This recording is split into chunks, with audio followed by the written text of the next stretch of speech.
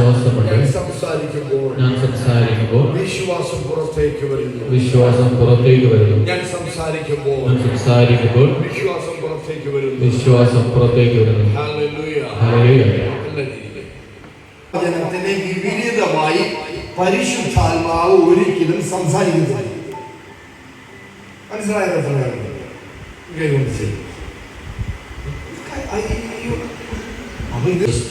നിങ്ങൾക്കൊരു മറുപടി ഞാൻ പഠിച്ചു. യേശു ക്രിസ്തു ക്രൂശിൽ മരിച്ചു, രക്തം ചിന്തി എന്നേക്കുമായി.